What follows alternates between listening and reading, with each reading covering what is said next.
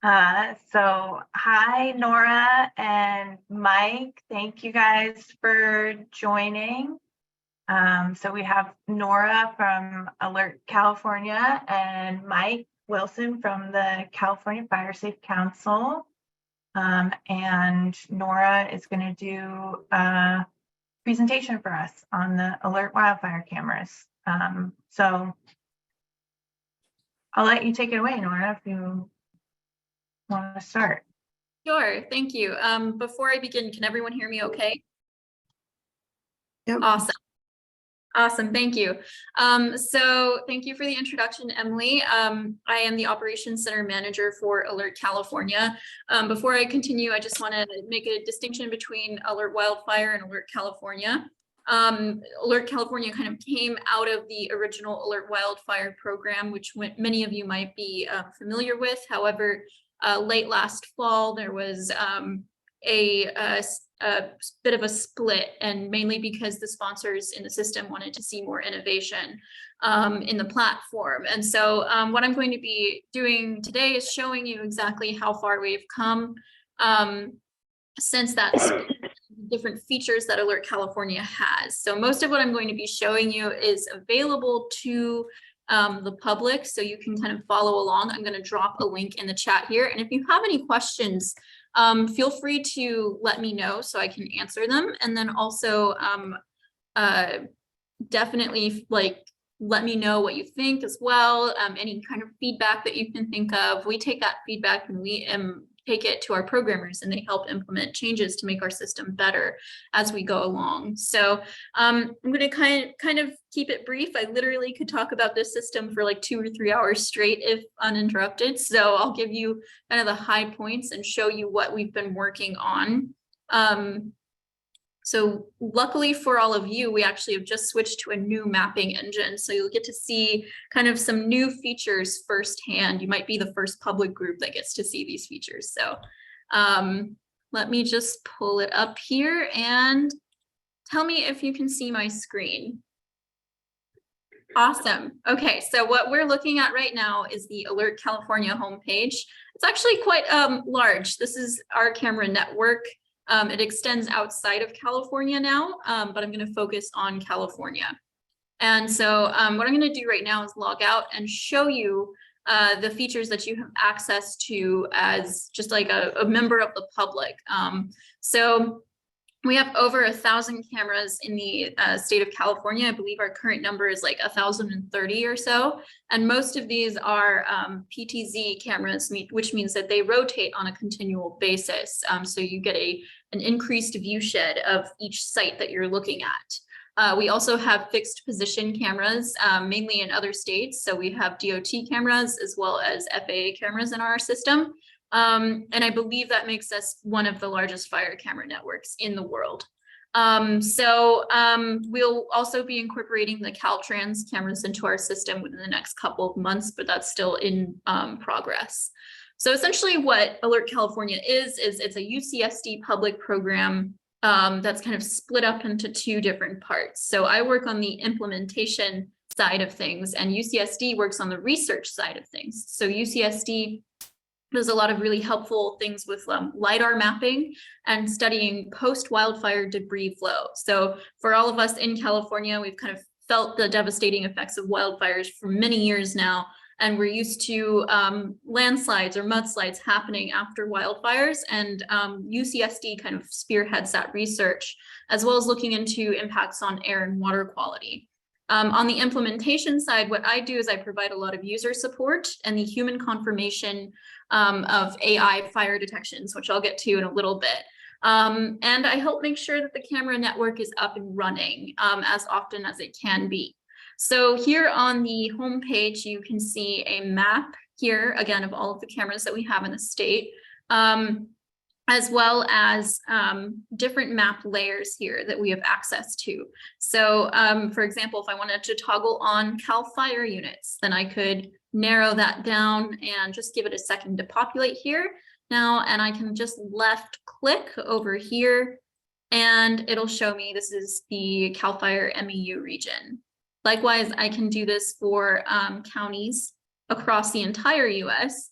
And you can see that in this case, MAU lines up pretty nicely with Mendocino County. So you can also toggle national forest boundaries, and you can see exactly which cameras can see into our national forests. So this is really helpful, especially during high fire threat times, to be able to come in here and just kind of take a look at what's going on.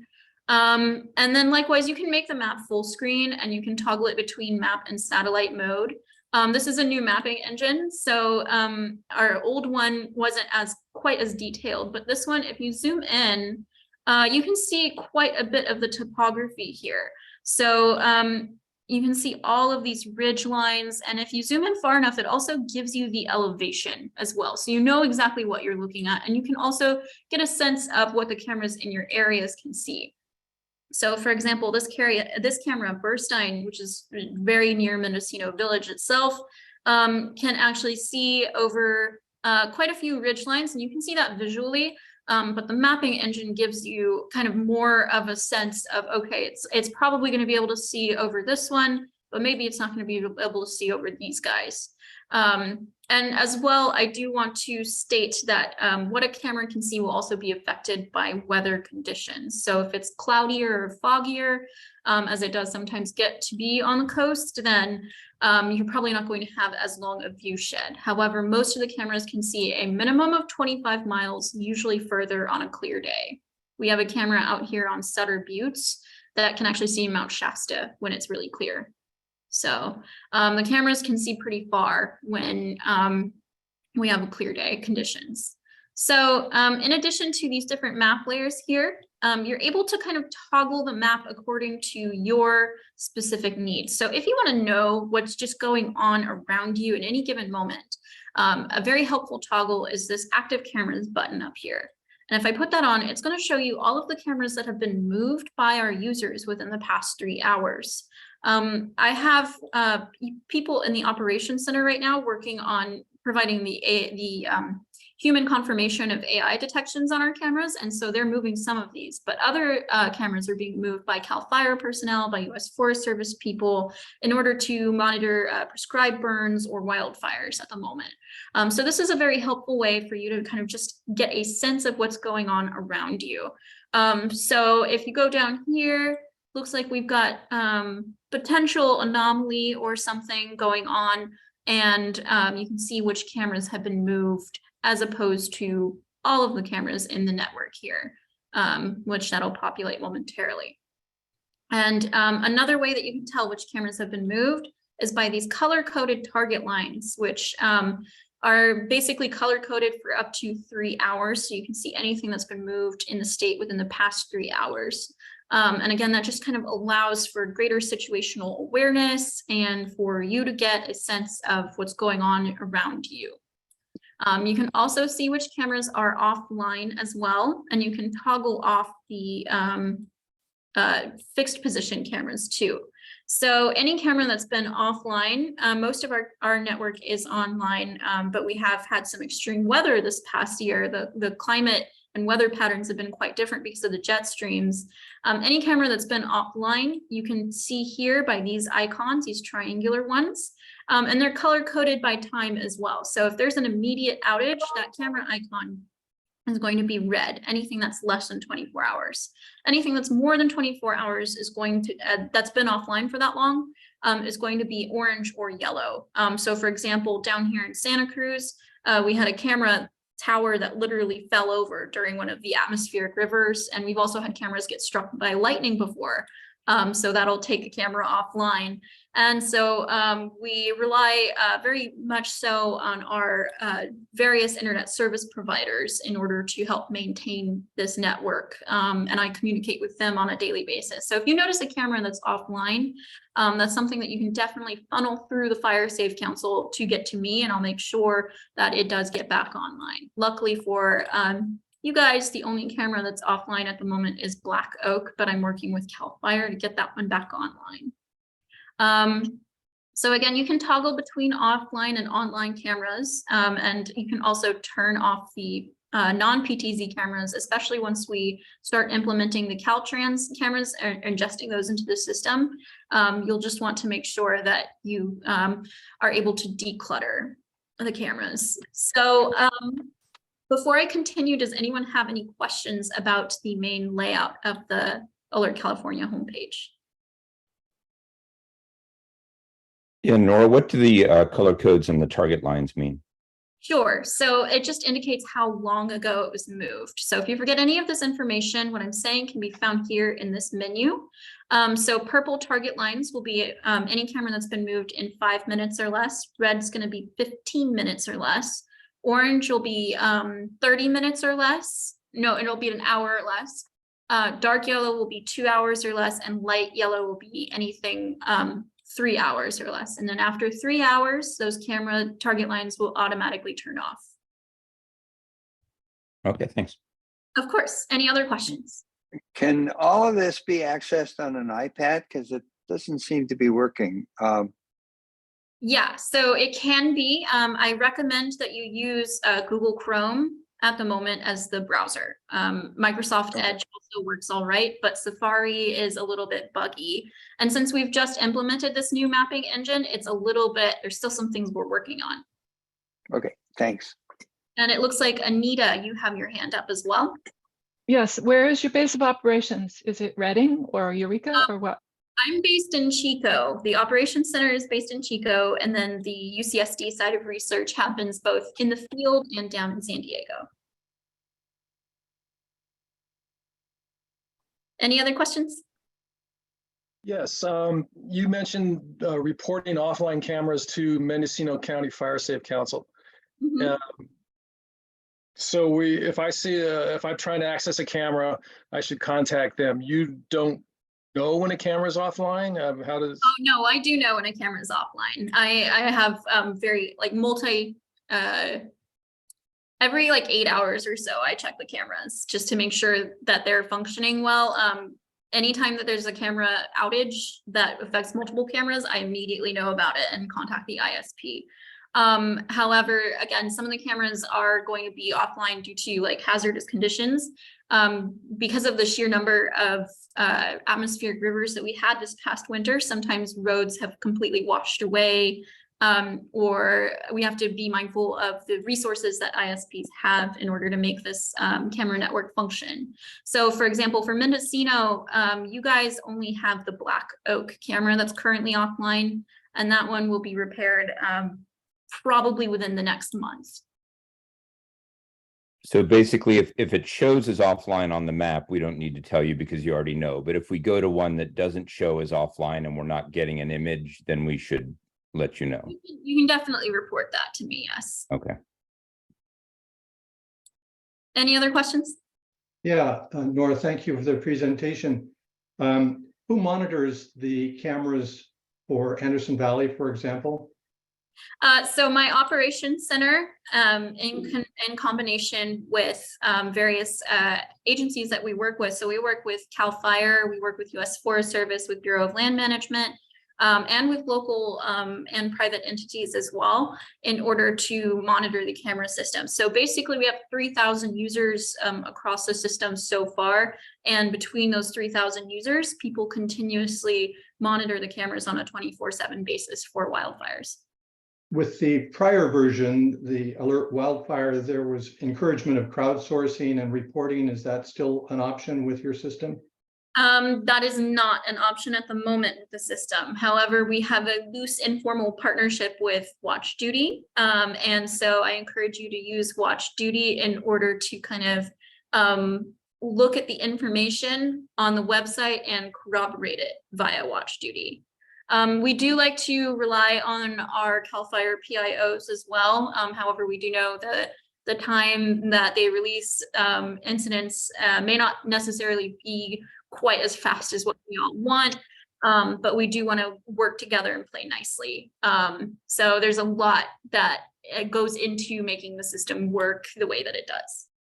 So is there a point in reaching out to our local volunteer fire department to become aware of this system? Oh, absolutely. Yeah, the more people know about the system, the easier it all is for us to kind of do our due diligence as community members, right? So again, everything that I'm showing you can be accessed via the link that I sent you in the chat. It's very, broad in terms of what you're able to do. So you can actually create polygons. One thing that I have yet to kind of play around with is if I click on this here and then I left click on it, well, if I'm logged in, I can actually just kind of focus just on the cameras in the polygon zones that I create on the map. So I can be focused purely on just Mendocino cameras or cameras that can even see into Mendocino, if that's what I want. Or I can do it specific to other regions as well. And the way to do that is going to be to utilize this tool here. But if I see a smoke on from Grizzly Peak's camera looking into our valley, is there some way I can tell that somebody else is aware of it, or do I follow? You will see cameras being moved. You can't move cameras, but you can view cameras. Usually people are on it like this. This is a system that people have been using for a while. So our ECC dispatch centers for CAL FIRE and US Forest Service across the state, they're already on it. Usually we move cameras as soon as we get a potential detection, and we just confirm whether or not it's a detection. And then that gets pushed directly to CAL FIRE and US Forest Service. But for the most part, we're all kind of vigilant about it, if that makes any sense. It used to be you could also tell who was on the camera there was a ID line at the bottom of the camera image, not only showing the time and the direction, but it had the name of the person who was last using it. Well, we do something similar. So we still have our status bar here at the bottom.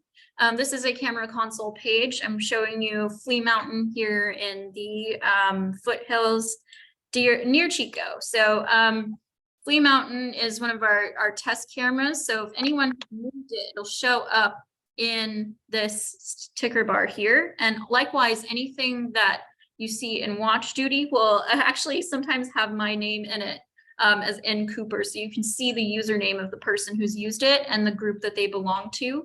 So when CAL FIRE does move a camera, it's pretty visible for that. We just want to also make sure that first responders are able to use the system without distraction. How do we contact watch duty? Or how do we bring up watch duty or contact that? Watch duty, it can be a phone app, or you can access it via a website. If you type watch duty into Google, it's going to be the first thing that comes up, and the app is going to be a white square with an orange flame in it. Okay, great. I'm seeing a lot of different questions, so I'm going to show you these website features first, and then we'll get to the rest of the questions, if that's okay. So what I've just mentioned before is that I'm on a camera console page. And again, you have access to this as a member of the public. There's things that you can see. So all of the map features that I just talked about in terms of target lines and view sheds, you can access this in a camera console page. So you can view it alongside camera feeds.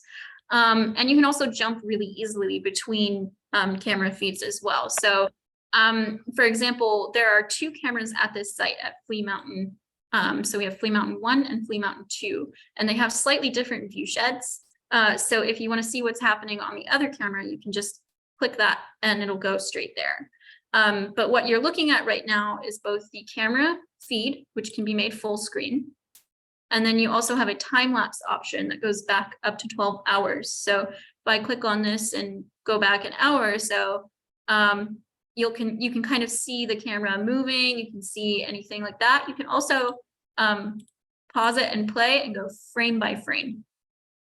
So if there was any recent movement on the camera, you would be able to see that very easily. Likewise, you have a panoramic image down here. And essentially what this does is it provides you a 360-degree view of a site. And so you can toggle back and forth between a camera on a clear day and a cloudy day. So for example, if I were to do this, this is our clear day panorama. and it shows what the site looks like when it's mostly clear conditions. Luckily, right now, we're also seeing some clear conditions, but you can see there's a comparison there. So this is, again, a 360-degree view shed. And you can also see the camera actually will regenerate these images as well. So every few minutes, the camera spins around and then it generates a new one of these images. So if I click on this left-hand arrow on the side of the panoramic image here, and I can go back to the one that was previously generated, and I can keep going back to. So if you wanted to see an incident develop, then a good way to do that would be to utilize this tool. So say there was something like right down here in this canyon where 70 is roughly. If I wanted to see that develop and just pretend that there's smoke right here, then I could just go forward in time and like watch that smoke column rise, or I could go backward in time and watch it develop. And then if you want to go to a specific time and date, say I want to look at what's here last week, then at like 1 p.m., then you can do that. You can select a date here in the top right of the image, and then select a time and date that you want, and hit apply. It's not, if you try to go back further than like 3 months, you're probably not going to have a good time with it. So I recommend sticking within the past 2 weeks or so. However, we will work on increasing the amount of data that can hold. Likewise, I can see panoramic images at night too. So if I were to select 1 a.m. instead of 1 p.m., it would show me that panoramic image that was generated closest to the date and time that I selected. So the cameras have both day and night mode. They continuously, and we detect fires 24/7. So anytime a detection shows up here, it shows up in our operations center as a red box. And then our technicians, they actually move the camera to confirm it. And then they place the estimated lat long based on that image and geospatial analysis. So again, this is just what you can access as a member of the public. I'm going to give you kind of a little bit of what goes on behind the scenes, just so you can see it. And hopefully that'll answer some of your questions. So now that I've logged in, you can see it looks a little bit different for me. So I have a camera movement log here. I can see who moved the camera last and why. As usually they'll leave a message. So if someone's testing the system, for example, or if there's an area of interest, then that gets inputted as a message into the camera log. Likewise, I have access to a couple of testing features, and I'm able to go around and just kind of check on what's happening a little bit more thoroughly. So in this tab here, I can see all of the AI detections that are currently being generated on the panoramas. You can see they're red boxes where the AI is picking up images of smoke, and it's telling us, hey, there's a fire here, maybe you should do something about it. So as I'm talking, you'll see these images change because my technicians are filtering through these detections right now. So we have a couple of prescribed burns going on down here at Strawberry, for example, and you can see the AI is doing a pretty good job of figuring out where the fire is. And so then what happens is my technicians, they take these lines, these azimuth lines, and then they locate the estimated area of the fire, and they place locations so that way, if this control burn were to not be controlled anymore, then we would be able to advise where resources should be sent to, essentially. Essentially, we provide that lat long location, and then CAL FIRE and US Forest Service and the other agencies that we work with decide where to send mutual aid or where to send resources to deal with that fire. And then we also filter through any false positives as well. So sometimes the AI thinks a cloud is a fire and it's clearly not. And so we say, nope, that's not a fire. You need to calm down. We're essentially the AI's teachers in that respect.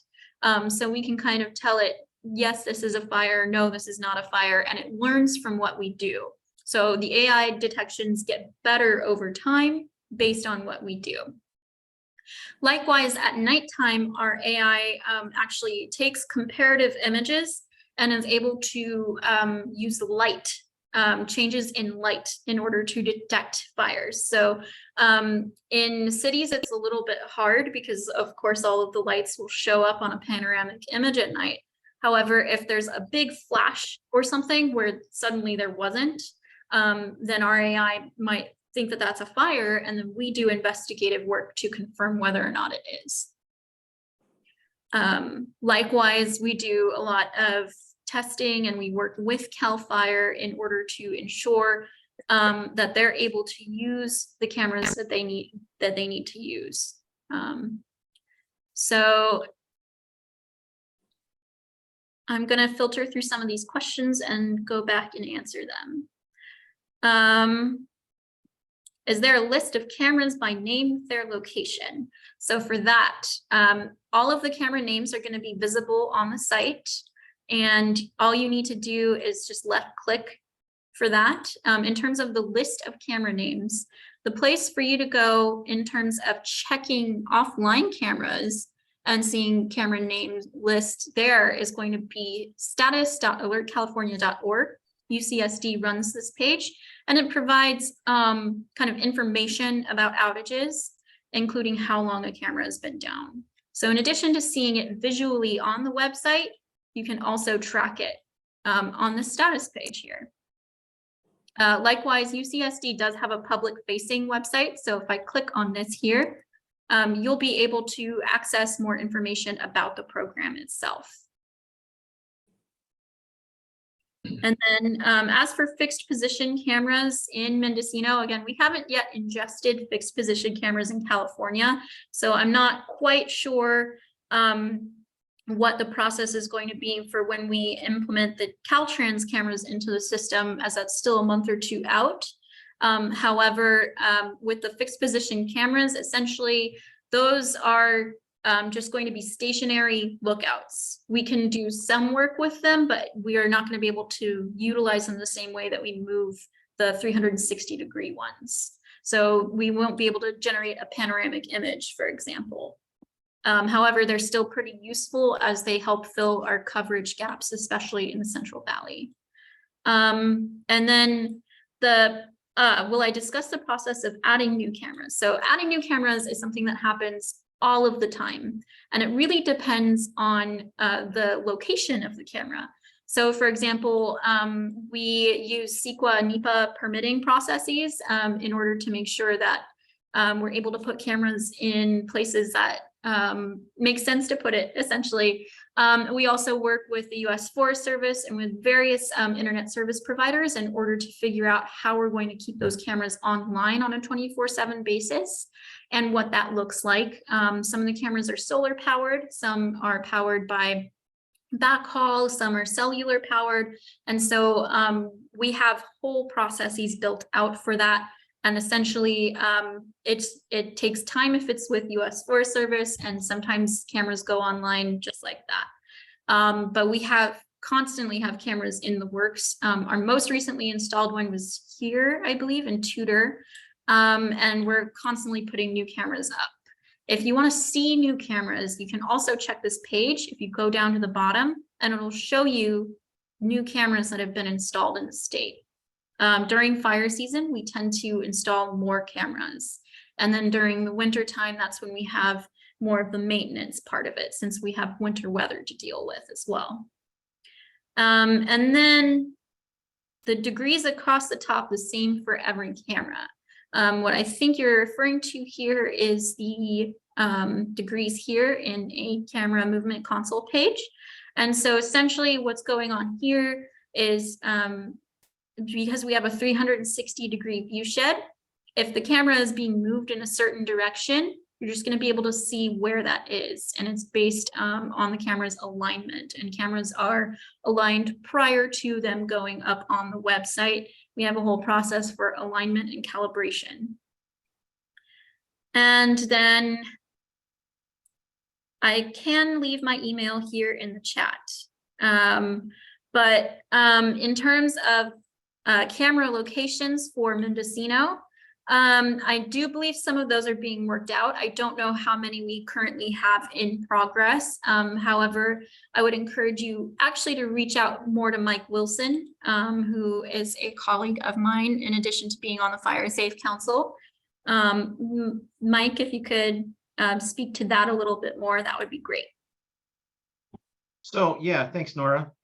So speaking on behalf of Alert West, one of our business models is continuing to partner with universities for an educational model for research and for utilizing that research that we actually gain from these cameras to provide better analysis for fuels and different potential fire locations, so that as we start doing fire modeling and fire behavior, we can really, pin down as students of fire what the fire is going to be doing with current conditions. So I might have got off a little off track there, but we are always looking for opportunities to expand our network and continue to put additional cameras in.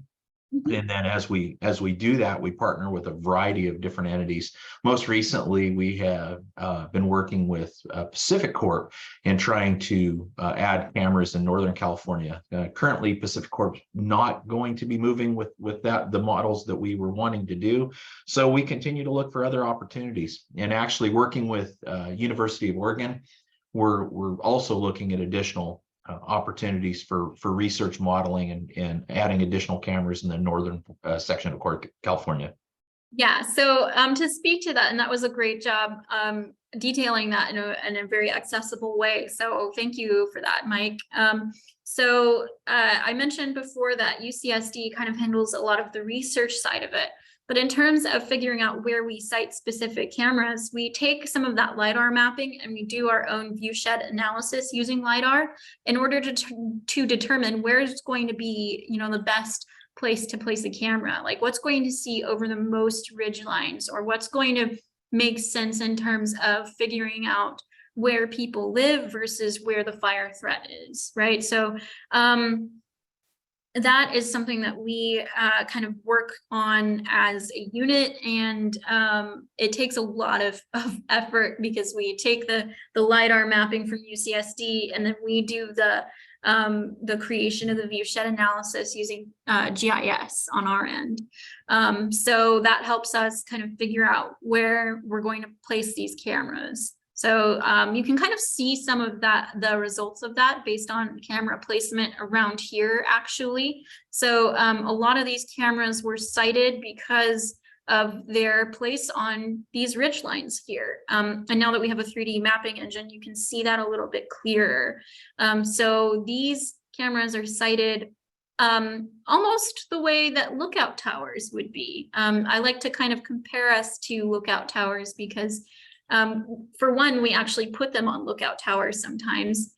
And for two, that's essentially what we are the continuation of.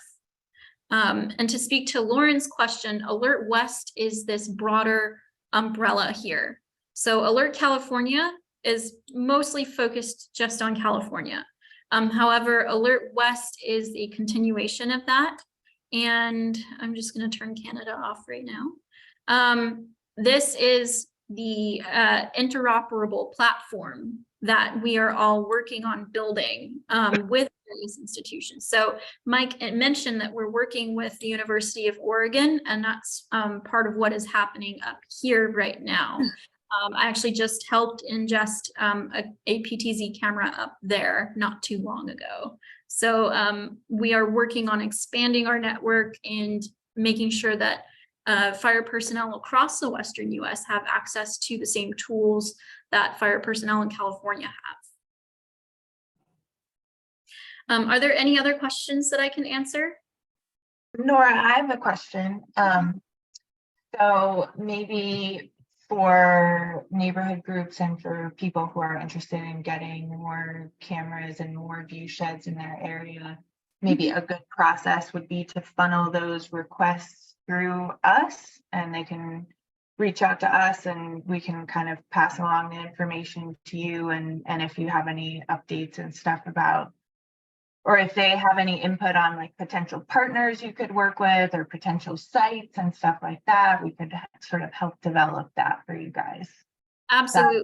I would good? also, that is a fantastic idea. And I would also encourage, because Mike Wilson is kind of at the crossroads of both the Fire Safe Council and Alert California and Alert West. And so I would actually encourage him to be also involved in this process of funneling, because he's done a very good job of helping to provide information in terms of where we could site potential cameras. So we do have some gaps in coverage in Mendocino that I know I would really like to cover as someone who's actually been there recently and knows the area pretty well. These ridge lines are tiny, and like getting in between all of these different coverage areas, it would be really nice to fill in some of these gaps. So if anyone does have recommendations for camera sightings, that would be much appreciated to filter through you and through Mike Wilson to get to us, because then we can start that process. We've also put cameras on private residencies, and we have a whole process for like what that looks like in terms of putting up privacy masks as well, so that people can't see into each other's backyards. And we've done that on many cameras in the system, and we put them in multiple places. So on top of ridge lines, on fire lookouts, on the whole, on trees. Actually, we've done bald earth installations, so we've literally gone out and built sites from the ground up. So we can do a wide variety of things in order to cover some of these gaps here, and I think that's a really good idea. Great. Yes. I see Lauren has is there a list of active cameras question? So this is going to be your main source of seeing active cameras. It would take a lot of programming resources to continually update this list, because what we'd mostly be focused on is making sure that like we can meet our user needs as well for CAL FIRE and US Forest Service. But anytime you want to see a camera that's been recently moved, I really recommend using this active cameras button, and you can just focus it in on the area around you. So for example, I tend to focus on this area since I live here, and also on Santa Cruz since I used to live there as well. But people will want to focus on Mendocino probably for the Mendocino area, or up here in Redding, or we want it to be something that everyone can universally have access to. So this is what I recommend for that. And then for brook trails and adequate coverage.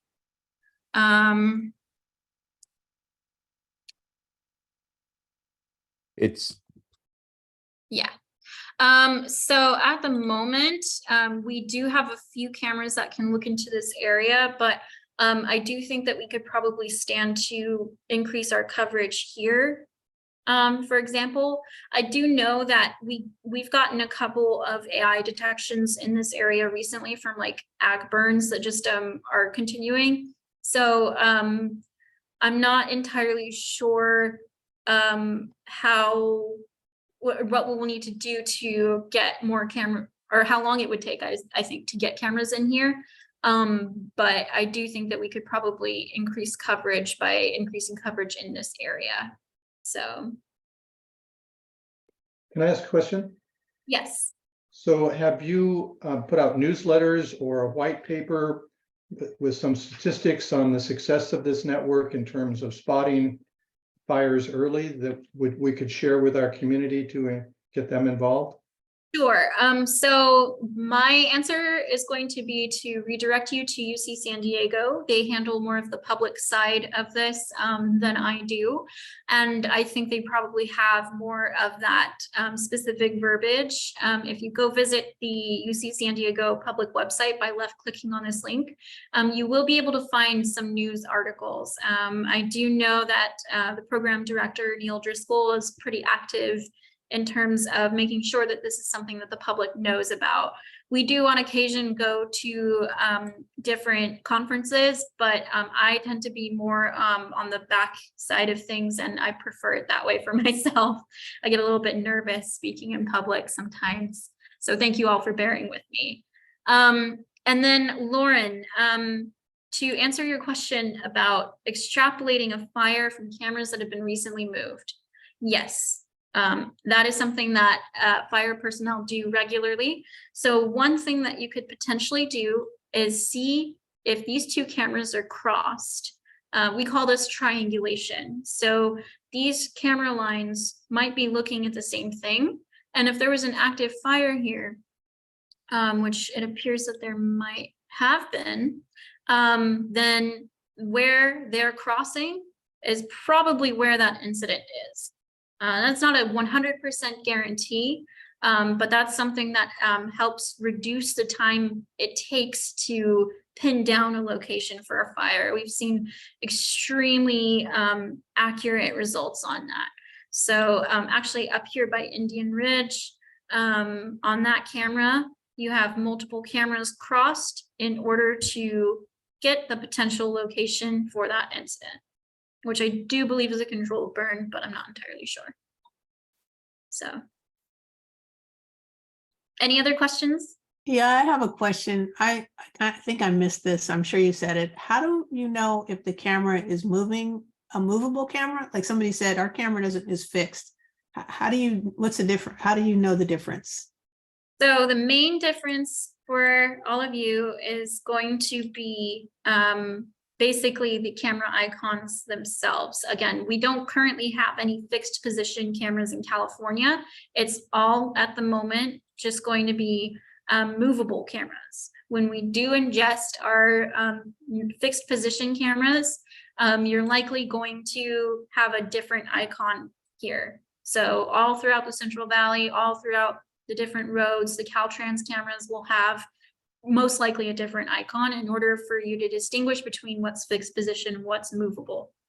And then to speak to Brian's question in the chat, we are telling people to call 911 if they spot smoke. Can we safely assume that Alert California has notified emergency services if we see smoke via the camera? Yes. In fact, the entire point of my operations center and what we do is to help notify emergency services and to get them information as fast as possible. Oftentimes we are faster than 911 in rural areas. And so we notify them, and we don't want to increase the workload by having a flood of 911 calls when we've already notified them. So please be careful with that, of course. And we directly notify the agencies that we work with on detections that we find. Nora, is there a way that we can tell that what I'm concerned is that people who are using this aren't going to know that that's the case? Is there a way, or maybe we could suggest a way to put a symbol on the camera or something that says that we've already notified 911 of what you see on here, so that it doesn't trouble? That is a great idea. I don't know if we will implement it, especially this fire season. Likely you are going to want to keep up with notifications via watch duty. Yeah, of course we do. They're often also quite fast on getting information out. So in terms of notifications, because we often process so many incidents a day, I just want to be really careful about making a promise that I may not be able to implement. So that's a great idea, but I don't know at this time if we're going to implement that. And I don't know about a Ukiah Valley specific plan, but I'm sure that Emily could speak to that. But I do want to answer Francois's question. I hope I'm saying your name right. Apologize if I'm not. You can actually get a lat long reading from the map. So I want to caution that sometimes it's not going to be 100% the location, because even though cameras might cross, it might be an approximate for various reasons. But if you left click on the map here, you'd actually get to see the lat long location in multiple formats, and then you could copy and paste that to your own device. And all you have to do is left click on the map where those two cameras or where those lines are crossing. Thanks, Nora. I want to be respectful of your time since I blew through the amount of time I told you this would take, but this was really, really awesome. Of course. Yeah. Or do you have time for like if there's one more question or anything like that? And we can also collect any questions and funnel them through to you later too. I appreciate that. I can take a couple questions. I do have a hard stop at 11 because I have some new employees to train. So I do want to make sure that I'm giving them time and attention too. But go ahead, and anything that you do think of in terms of questions, you can send them to Emily or to Mike Wilson, and we'll get back to you on those questions too. So any last questions?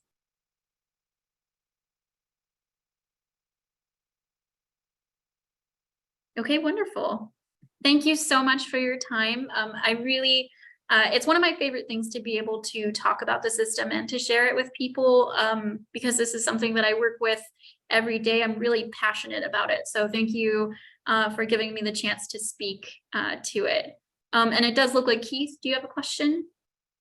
I think he's clapping. Oh, okay, cool. All right. Well, thank you everyone for your time. Thanks so much, Nora. Have a great day.